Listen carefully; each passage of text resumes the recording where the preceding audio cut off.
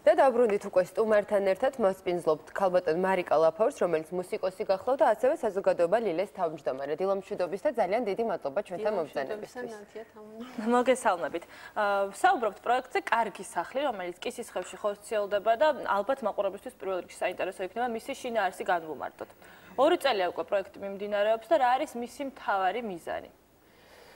მისი მთავარი მიზანი არის, ეს არის სოფელ კისისხევში, თელავის რაიონში. თავდაპირველი კონცეფცია იყო სოფლის ცენტრის აღორძინებაზე. ამ ყველაფრიდან რაც გადარჩა და რაც დარჩა, მიიღო ასეთი სახელი, კარგი სახლი, რომელიც სიმბოლურად ასახავს იმ ყველა სურვილს, ყველა ადამიანის სურვილს, ყველა ადამიანს უნდა რომ ჰქონდეს სახლი და ის სახლი უნდა იყოს კარგი. ცუდებით იმ სახლში უნდა გაკარგდნენ და ამიტომ ასეთი სახელი მიიღო. ეს არის მრავალთემიანი, ეს არის საერთო სათაური იმ ბევრი თემის, რაც ამ სახლში უნდა მოხდეს. მაინც ჩვენი ძირითადი აქცენტი ყოველთვის იქნება განათლებაზე და საზოგადოების ცნობიერების განვითარებაზე, ეკოლოგიაზე, რასაკვირველია.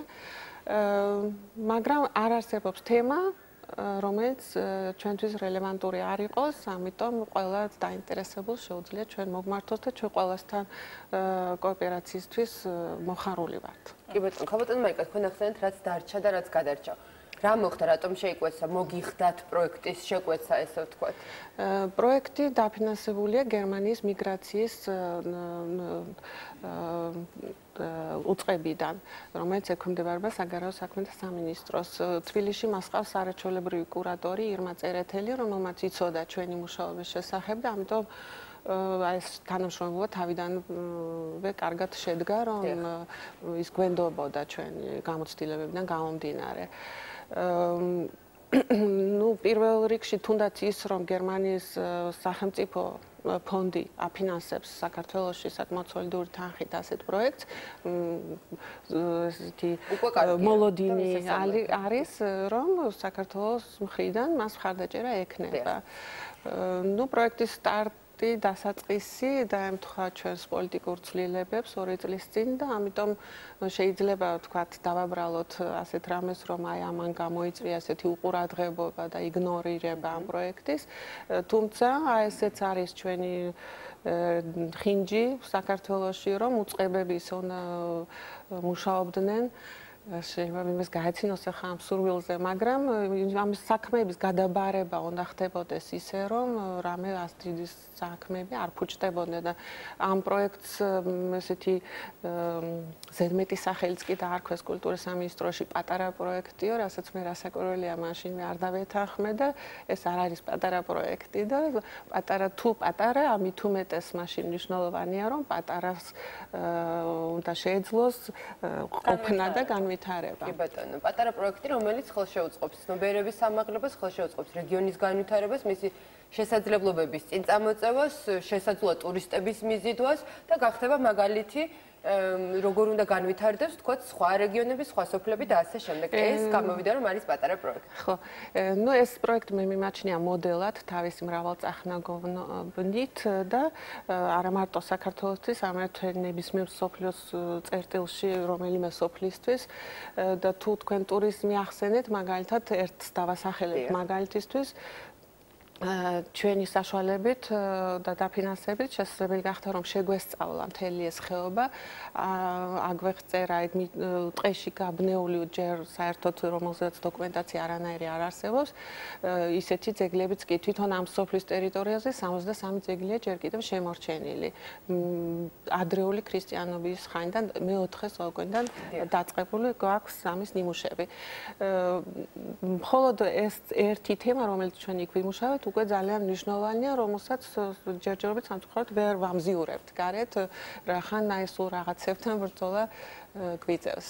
რაც შეეხება მოსახლეობის დაინტერესებას, უკაცრავად თელავის თუ შეიძლება დავამატებ ეს პროექტი, სწორედაც აი ესეც არის მნიშვნელოვანი, რომ ყველა პროექტი რომელიღაც ინსტიტუციასთან ან სპეციალისტთან აქ ხორციელდება და აი ესეთი კოოპერაციები და თანამშრომლობები კიდე ცალკეულ თემებში არის მნიშვნელოვანი. ეს იყო თელავის უნივერსიტეტთან ერთად და ჩვენ მათთან ძალიან დიდი სურვილი გვაქვს ამ ურთიერთობების გაღრმავების.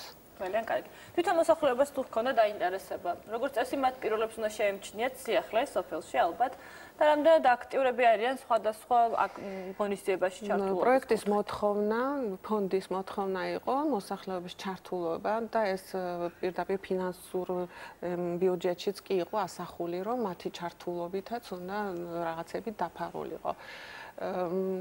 ვერ ვიტყვი რომ რაიმე ესეთი შევამჩნია დიდი ჩართულობა, მაგრამ ვინც მოვიდა პროექტში, ის ცოტა ადამიანი, ეს კი ღირს ჩემთვის და იმ ორი ადამიანისთვისაც ღირს მუშაობა, რასაკვირველია,